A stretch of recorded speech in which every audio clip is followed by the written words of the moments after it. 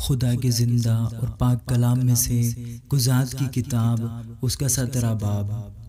اور افرایم کے کوہستانی ملک کا ایک شخص تھا جس کا نام میکا تھا۔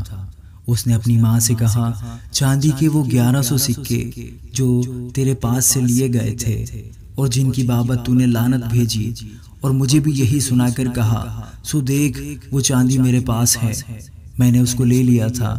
اس کی ماں نے کہا، میرے بیٹے کو خداوند کی طرف سے برکت ملے، اور اس نے چاندی کے وہ 1100 سکے اپنی ماں کو پھیر دیے۔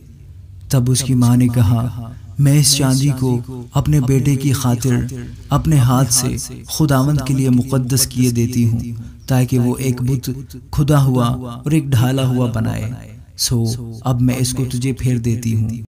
پر جب اس نے وہ نقدی اپنی ماں کو پھیر دی تو اس کی ماں نے چاندی کے 200 سکے لے کر ان کو ڈھالنے والے کو دیا، جس نے ان سے ایک کھدا ہوا اور ایک ڈھالا ہوا بت بنایا، اور وہ میکا کے گھر میں رہے۔ اور اس شخص میکا کے ہاں ایک بت خانہ تھا، اور اس نے ایک افود اور ترافیم کو بنوایا، اور اپنے بیٹوں میں سے ایک کو مخصوص کیا جو اس کا کاہن ہوا۔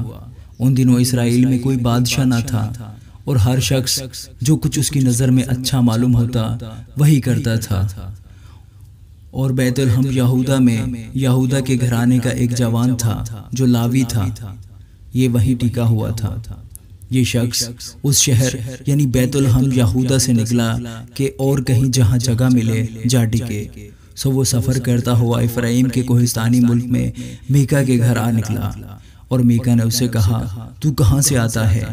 اس نے اس سے کہا، میں بیت الحم یہودا کا ایک لاوی ہوں، اور نکلا ہوں کہ جہاں کہیں جگہ ملے وہی رہوں۔ میکا نے اسے کہا، میرے ساتھ رہ جا اور میرا باپ اور کاہن ہو، میں تجھے چاندی کے 10 سکے سالانہ اور ایک جوڑا کپڑا اور کھانا دوں گا۔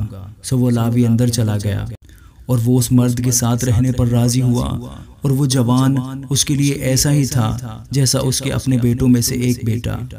اور میکا نے اس لاوی کو مخصوص کیا، اور وہ جوان اس کا کاہن بنا اور میکا کے گھر میں رہنے لگا۔ تب میکا نے کہا، میں اب جانتا ہوں کہ خداوند میرا بھلا کرے گا، کیونکہ ایک لاوی میرا کاہن ہے۔ آمین۔